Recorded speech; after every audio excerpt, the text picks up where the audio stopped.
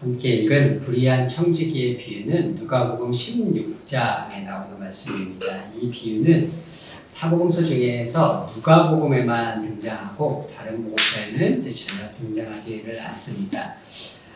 그리고 우리가 이 비유가 우리에게 좀 굉장히 어렵게, 우리 이해하기가 굉장히 어려운 말씀으로 다가오는 그런 예수님의 말씀 중에 이제 하나라고 이야기할 수가 있습니다. 왜냐하면 우리가 이 말씀을 읽을 때 어떤 사고와 어떤 시각으로 보게 되냐면, 우리가 가지고 있는 도덕적 가치관에 비추어서 이 이야기들을 이제 바라보게 되거든요.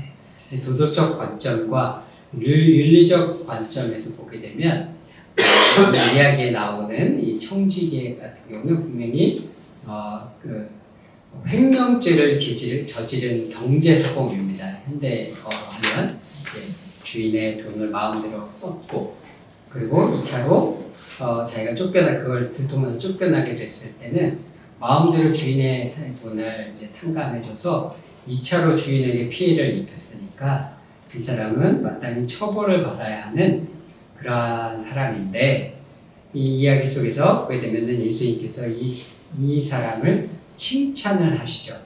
그래서 도대체 이 이야기를 우리가 어떻게 이해할지 난감한, 잘 이해되지 않는 그러한 말씀입니다.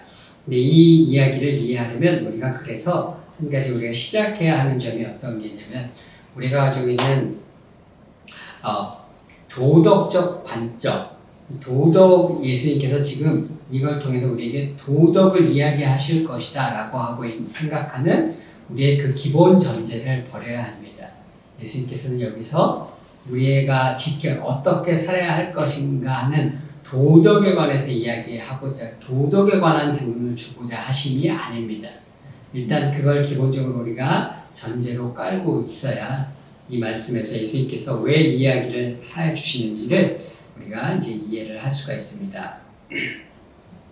여기 이제 이야기에 청지기라는 사람이 나옵니다. 청지기라고 하면 현대적으로 얘기를 하자면 큰 부잣집의 회계사, 어떻게 보면 한 기업의 회계사와 같은 이 역할을 하는 사람이라고 이제 할 수가 있습니다. 얘기에 나온 대로 이 사람이 주인의 돈을 자기 돈처럼 막 흥청망청 쓰다가 걸렸습니다. 오늘날로 치면은 이제 횡령죄를, 회사 돈을 마음대로 쓴 횡령죄를 저지른 경제사범인데, 이런 일이 있으면은 고대에는 주로 어떻게 주인이 조치를 하게 되냐면 빚을 갚으라고 명령을 1차로 하게 됩니다. 근데 이 사람이 진 빚의 양이 상당하잖아요. 우리가 조금 이따 얘기를 하겠지만 빚의 양이 상당하니까 만약에 그 빚을 이 사람이 갚지 못하게 되면 이 사람을 재판에 넘기게 되고, 그럼 이 사람이 감옥에 가게 됩니다. 근데 이제 사법제도가 현대처럼 꼭 이렇게 재판 절차를 거쳐서 이렇게 처리가 되는 경우들보다는 주인이 임의로 처리하는 경우들이 부자들은 많았단 말이죠. 보편적으로 주인은 어떻게 했냐면, 갚으라고 했는데 이 사람이 갚을 능력이 없으면 첫째는 매질을 합니다. 매질을 하고 형벌을 주고 그 다음에 감옥에 가둡니다. 개인적인 창고나 이런 곳에 감옥처럼 이 사람을 가두게 되고, 이 사람이 그래도 갚지 못하게 되면 노예로 팔아버리게 됩니다. 이 사람을 노예로 팔아버리거나 이 사람의 아내와 이 사람의 자녀들까지도 노예로 팔아서 자기가 손해 입은 것들을 충당하는 것이 보편적인 이 시대의 주인들이 행하는 관행이었습니다. 근데 이제 여기 나오는 주인은 굉장히 선한 분이셔서 그냥 이 사람에게 청지기를 관두게 하는 것으로 이 일을 처리를 했고, 이 사람은 이 주인이 선한 분임을 알아서 그렇게 자기가 청지기직을 그만두는 것으로 이 일이 일단락 될 것으로 알게 되었습니다. 사실 이 일이 들통이 났으면 이 사람은 도덕적으로는 주인한테 이 사람이 취한 행동은 잘못했습니다, 용서해 주십시오, 회개를 해야죠. 그죠? 잘못했다고 주인에게 비려하는 것이 이 사람이 취해야 할, 다시는 이런 일이 없도록 하겠습니다, 이게 이 사람의 마땅한 행동인데, 이 사람은 그런 회개의 길을 가기는커녕 도리어 자기가 이제 청지기를 못하게 있다는 걸 알고 도리어 이제 주인에게 빚진 사람들을 불러다가 이 사람들의 빚을 이제 탕감해 주기 시작을 했습니다. 이 빚진 사람을 불렀는데 이 사람들이 빚진 금액이 얼마냐면 한 사람은 100말의 기름, 한 사람은 100석의 밀이었습니다. 각각 금액으로 치면은 약 100말의 기름은 약 1000데나리온이고 100석의 밀은 2500데나리온 정도인데 한 데나리온이 하루의 임금이니까 대충 계산을 하면 100말의 기름을 빚진 자는 약 한 5년치 연봉 정도를 빚진 셈이고요. 100석의 밀을 빚진 사람은 약 12년, 12.5년 정도의 연봉을 빚으신 사람입니다.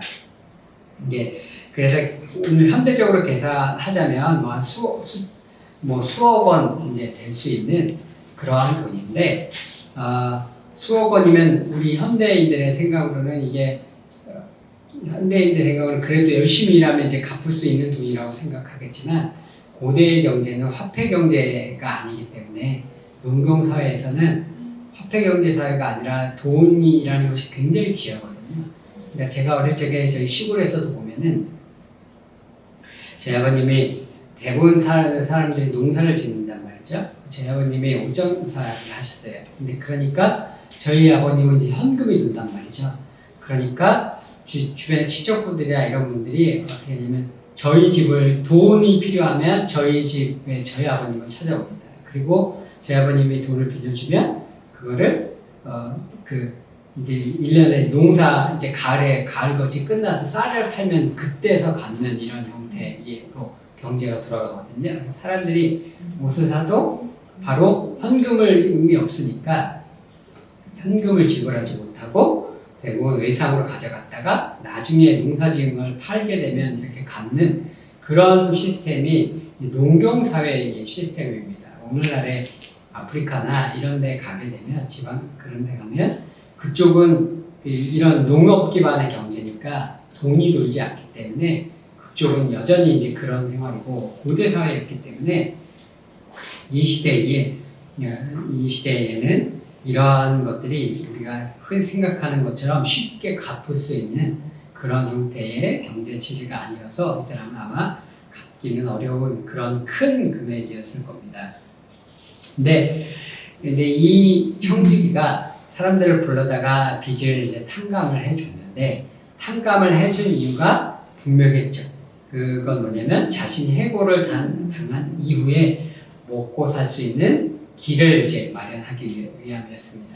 이 사람의 인생이 지금까지 인생은 청지기로서의 인생을 살았는데 이 사람이 인생의 대변혁을 맞이하게 된 거죠. 그죠? 인생의 대전환점을 맞이하게 돼서 청지기로서의 삶이 이제 곧 끝나게 되었고 청지기로서의 삶이 끝나게 되면 이제 자기 인생의 새로운 시대, 개인적으로 새로운 시대를 접하게 되는데 이 자기 인생의 새로운 시대를 어떻게 준비해야 할 것인가를 고민을 하다가 자기가 맞이하게 될 청지기의 시대, 자기 인생의 한 시대가 끝나고 새로운 시대가 시작이 될 텐데 이 새로운 시대를 어떻게 준비해야 할 것인가를 고민을 하다가 보완을 해낸 방법이 빚을 탕감해 주면 이 사람들이 나를 자기 집으로 이제 영접을 하리라 라고 이제 생각을 했던 겁니다. 아마도 이 자기 집으로 영접을 할 것이다 라는 표현이 고대 그리스 로마에서는 이 표현이 주로 어떻게 쓰이냐면 이제 그 새로운 직업을 얻는다 라는 의미로 이제 많이 쓰이고 있다고 합니다. 그건 무슨 말이냐면 이 사람이 먹고 살 수 있는 어쨌든 새로운 방편으로서의 직업을 가질 수 있는 그러한 기회를 스스로 이제 본인이 이제 창출을 하게 되는 거죠. 그래서 아마도 이 사람은 우리가 흔히 가난한 자를 위해서 빚을 탕감을 해줬다고 생각을 하는데 가난한 자에게 빚을 탕감해 준 게 아닙니다. 적어도 이 빚을 지었던 사람들은 이 주인은 오늘날을 치면 대기업쯤 되는 사람이고요. 이 빚진 자들은 중소기업 사장이라든가 아니면 옛날식으로 하면 그 도매업자 정도는 되는 비즈니스를 하는 사람들 정도 되는 사람들입니다. 그래서 가난한 사람이었으면은 이 청지기는 빚을 상감해주지 않았을 겁니다. 왜냐하면 자기에게 이득이 없으니까요. 이 사람의 목표는 오직 이 사람들에게 빚을 상감해주는 일을 통해서 자기가 맞이하게 될 새로운 자기 인생의 새로운 시대를 준비하는 자기의 유익을 위한 거잖아요. 그렇죠? 그렇게 자기에게 새로운 잡을 주어서 먹고 살 수 있게 해줄 수 있는 사람이었기 때문에 이 사람은 그 사람들에게 빚을 탕감을 해줬습니다. 여기까지가 이제 불의한 청지기의 이야기인데, 불의한 청지기의 행동은 우리가 충분히 이해할 만하죠, 그죠? 사람이 청지기로서의 삶을 살다가 쫓겨나게 됐고, 쫓겨나게 됐으니까 그 다음에 인생을 어떻게 살 것인가를 준비하기 위한 야근 행동이었음을 우리가 이해를 할 수가 있습니다. 여기까지 이해하는데 우리가 아무 문제가 없는데, 우리가 이 말씀을 이해하기 어려운 것은 8절에 등장하는 주인의 이제 칭찬입니다. 주인이 옳지 않은 청지기가 이를 지혜 있게 하였으므로 칭찬하였으니, 이렇게 8절에 이제 나와 있습니다. 분명히 주인은 여기서 뭐라고 얘기를 하냐면 옳지 않은 청지기라고 얘기를 하거든요. 이 사람이 옳은 일을 했다고 칭찬을 하는 건 아니에요. 이 사람이 행한 일은 분명히 옳지 않은 일이에요. 옳지 않은 일인 건 분명한데, 지세비유, 그러면 칭찬한 건 뭐냐면 지혜 있게 행동을 했다, 칭찬을 했다는 거예요. 근데 이제 여기서 지혜 있게라는 말이, 그러면 이 사람이 어떤 지혜 있게 행동을 했는가 하면, 여기서 지혜라는 말이 예수님께서 복음서에 보게 되면은 내 말을 듣고 행하는 자는 집을 반석 위에 지은 지혜로운 사람과 같다, 이럴 때 쓰이는 말이기도 하고, 충성되고 지혜 있는 종이 되어 때를 따라 양식을 나눠줄 자가 누구냐 할 때 충성되고 지혜 있는 종, 이럴 때 쓰이는 말 동일한 단어입니다. 그런데 또한 어디에서 이 단어가 쓰이냐면 마태복음 10장에 보게 되면 뱀처럼 지혜롭고 비둘기처럼 순결해라 라고 말씀하셨을 때에도 쓰였던 단어가 이 단어입니다. 그러니까 지혜롭다는 말이 여기서는, 그러니까 우리가 생각하는 와이즈하다, 현명하다, 단순히 그런 의미라기보다는 조금 교활하다, 간교하다, 그리고 되게 약삭빠르다, 자기의 이익에 잘 맞춰서 잘 행동하는 행동을 그렇게 지혜롭게 행동했다라고 이제 말씀을 하신 겁니다. 그래서 영어 성경에 보면은 wisely라고 번역되어 있지 않고 shrewdly 이렇게 번역이 되어 있습니다. 아주 이렇게 계략을 잘 짠 것을 짰다는 거죠, 그죠? 계략을 잘 짠 그러한 행동이었다라고 이제 칭찬을 해주신 겁니다. 근데 이 사람이 그러면 왜 칭찬을 받았냐면, 자기 인생이 이제 새로운 완전한 전환점을 맞아서 완전히 인생의 새로운 새 시대를 이제 맞이하게 됐는데, 그 새롭게 맞이하게 될 시대를 이 사람이 너무나 잘 대비를 잘했죠, 그죠? 이 사람이 자기 인생을 잘 대비하지 못하면 이 사람은 이제 자기의 청지기로서의 인생은 완전히 끝나는 청지기로서의 인생의 종말을 맞이하게 된 건 이제 분명하게 됐는데, 이 사람은 회계사 일만 하다 보니까 나가서 삽질하고 이런 노동을 통해서 먹고 살 수 있는 능력은 없는 사람이란 말이에요. 그럼 어떻게 되겠어요? 그 다음에 여기서 쫓겨나면 그렇게 노동할 수 없고, 그 시대의 경제 체제에서 이 사람이 그렇게 막일과 이런 것들을 하지 못, 대부분의 일들은 주로 그런 막일과 같은 노동이 잡을 텐데, 그런 일을 할 수 없는 사람이라면 그 후의 인생에서는 이 사람이 먹고 살 길이 없어지는 파국을, 인생의 파국을 이 사람이 맞이하게 되는 거거든요. 근데 이 사람이 그 자기가 청지기로서의 인생의 끝을 맞이하게 된 인식한 순간부터 다음의 이 시대를 어떻게 준비해야 될지, 이것이 어떻게 자기 인생이 파국으로 끝나지 않고 이 시대를 자기가 어떻게 살아야 할지를 너무나 잘 대비를 했었던 거죠. 이 사람은 도덕도 생각하지 않고 체면도 생각하지 않고 앞뒤 가르지 않고 오직 나의 미래, 이제 청지기로서의 인생이 끝나고 앞으로 어떻게 살아가야 할 것인가에 대한 미래를 대비하는 데만 집중해서 그것에 올인을 했죠. 그래서 자기의 새로운 시대를 잘 준비를 했습니다. 그것을 이제 주인은 이분에게 칭찬하신 거죠. 오직 미래를 잘 대비해야 된다는 일념을 가지고 자기에게 다가올 새로운 미래를 잘 준비했다는 것을 칭찬하신 겁니다. 그런데 이 말씀을 그러면 예수께서 왜 이 주인을 칭찬하셨는지도 우리가 이해를 했는데 이 말씀을 왜 하셨는지를 우리가 생각을 해볼 필요가 있습니다. 이 말씀을 예수님은 왜 하신 건가? 이 말씀을 왜 하셨는가를 보게 되면 예수님이 주로 이제 말씀을 하실 때 이런 이야기를 하실 때 보면 크게 세 부류의 사람들에게 말씀하십니다. 어떤 때는 바리새인과 서기관들에게 말씀을 하실 때가 있어요. 어떤 때는 무리에게 말씀을 하실 때가 있습니다. 그리고 어떤 때는 제자들을 불러다가 제자들에게만 따로 말씀을 하실 때가 있습니다.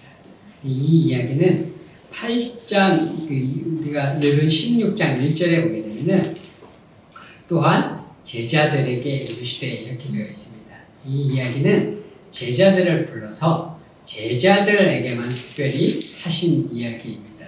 예수님께서 이 이야기를 제자들에게 하시면서 제자들이 깨닫기를 원하는 교훈이 있었던 거죠. 그게 뭐였냐면 주인이 칭찬을 하면서 덧붙인 8절 말씀에 나와 있습니다. 여기에 주인이 이 옳지 않은 청지기가 이를 지혜 있게 하였으므로 칭찬하였으니 이 세대의 아들들이 자기 시대에 있어서는 빛의 아들들보다 더 지혜로우니라 이렇게 되어 있습니다.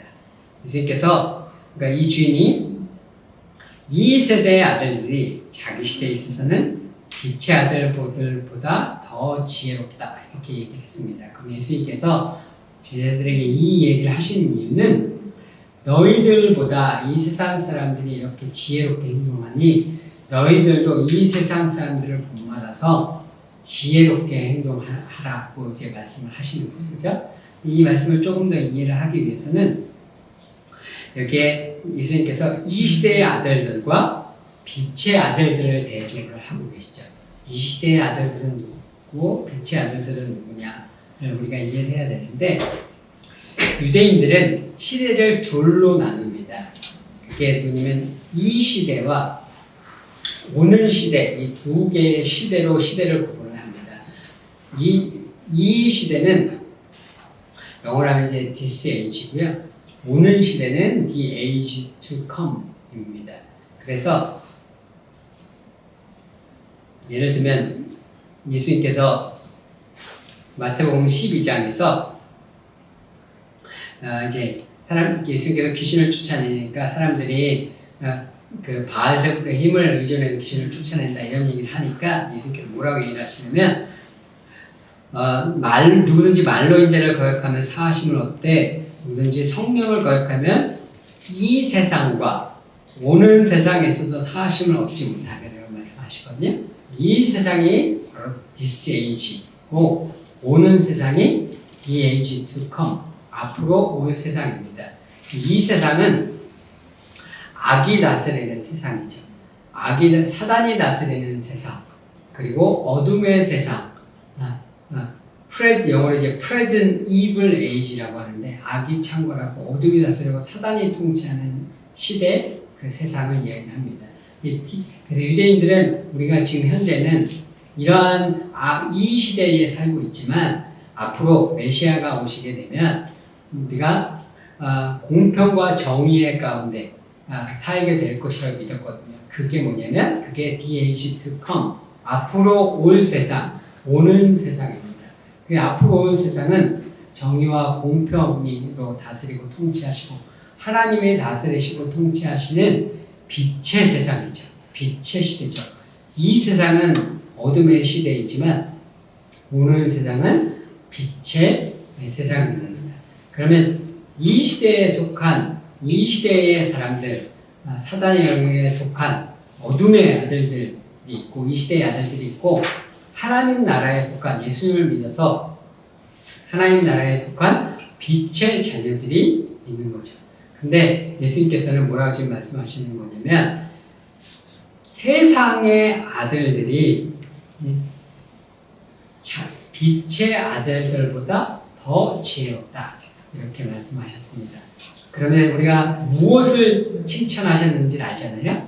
이 친구, 이 시대의 아들인 이 청지기가 자신이 청지기로서의 종말이 다가옴을 인식한 순간부터 자기가 닥쳐올 이 청지기 인생이 끝나고 새롭게 시작될 자기 인생의 새 시대를 너무나 잘 준비했던 것을 칭찬하셨죠. 그래서 그러면 이 시대의 아들들을 또 어떻게 해야 되는 거냐면 우리는 이 시대가 있고 이 시대가 끝나면 앞으로 예수님께서 다시 오셔서 다스리시는 하나님 나라 다시 올 세상이 있다는 것을 알죠. 그죠? 이 시대는 언젠가 끝이 나고 앞으로 예수님께서 다스리시고 통치하는 세상에 올 것이라는 것을 알고 있는데 그러면 우리는 어떻게 살아야 하는가 하면 이 말씀에 의하면 앞으로 이 시대가 끝이 나고 앞으로 올 세상이 있다는 걸 인식한 그 순간부터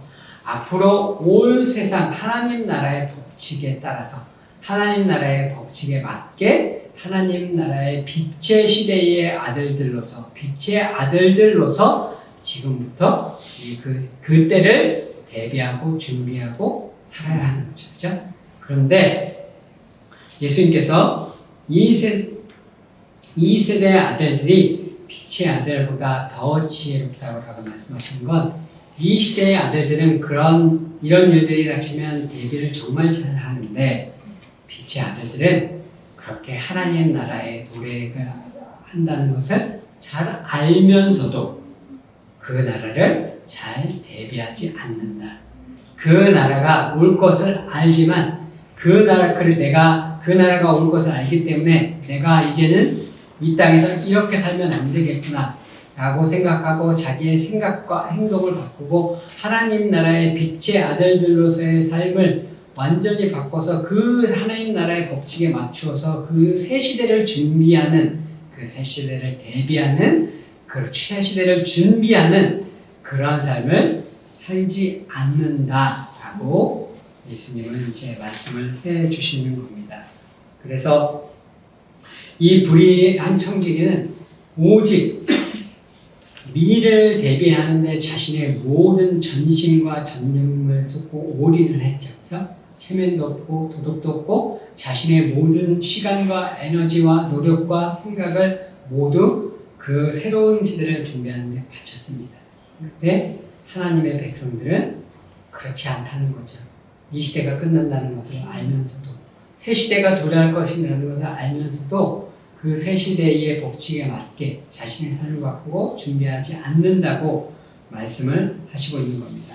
근데 왜 그러면 이 빛의 자녀들은 이렇게 더 지혜롭게 행동하지 못하는가?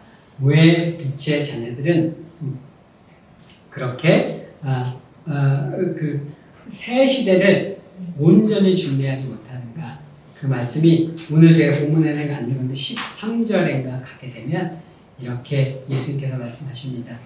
두 주인을 섬기지 못한다 라는 말씀을 하셨습니다.